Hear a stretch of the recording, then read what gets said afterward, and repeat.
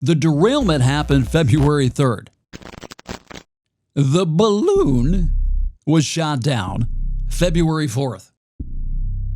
I have to ask, a lot of people are asking. Why then?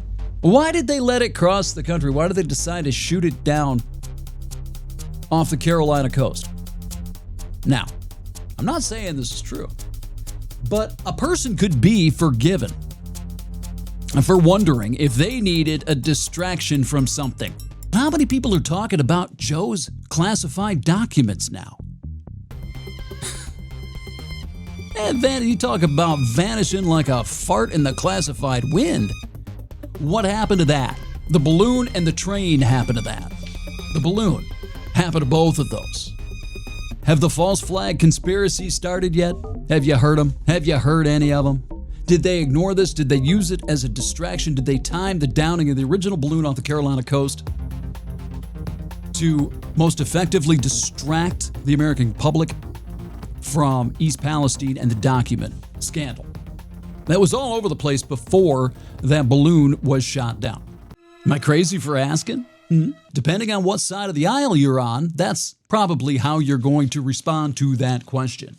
If you're a Democrat or a good liberal, no, that's nutty. He'd never do that. On the other side, now if you're Trump supporter, hell yeah, you need to ask that.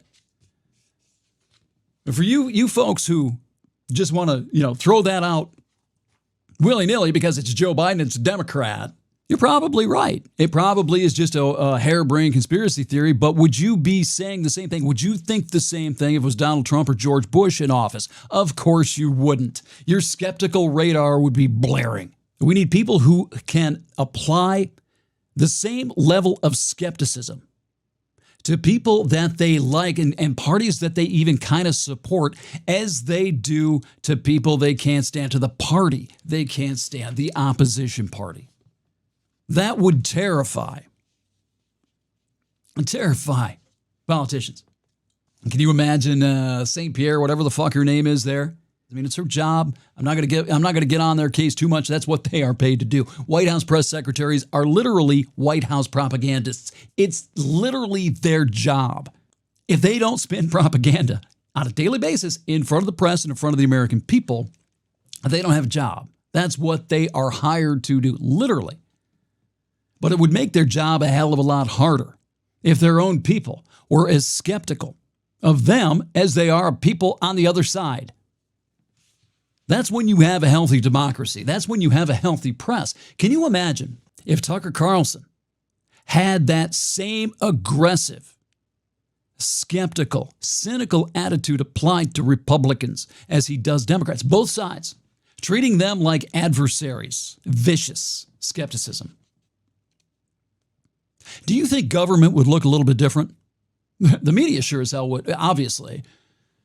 But do you suppose society would look a little bit different if everybody was trained to not cheer for your team, but maybe have a conference realignment where your team is the public and the opposition is anybody in power, any politician whatsoever. It doesn't matter the letter after their name. You have to treat them like a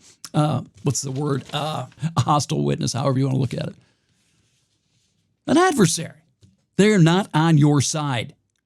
They are always lying, treating them that way and making sure that you're trying to suss out every lie, every inconsistency, every fucking spin, like a hostile witness on the stand.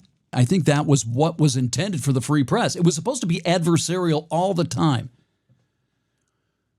assuming that whoever was in power was not on your side, had nefarious intentions, was there for some other reason than the public good. Having that as the default setting, not just this team crap, like our team's good, their team's evil. I don't know if we've ever really had that, but I wish we had it now, at least to a higher degree than what we've got. Or just, one outlet, one channel, one paper, something that's not cheerleading one side and damning the other side to hell as a heretic, a blasphemer, as evil as Hitler. So yeah, Democrats, one or two of you who may be listening, why don't you apply that burning skepticism that you had for Trump to your own guys? You Trump people who love him, who hang on every fucking word that Trump said. Why don't you turn the same skepticism you have toward Biden, AOC, and the rest of them? I'm right there with you. But why can't you turn that toward Trump? Do you think we'd be better off? Do you think maybe? A little bit? That was a fun tangent. Wasn't intended. That's how this shit goes. I'm never going to get to the end of this shit today.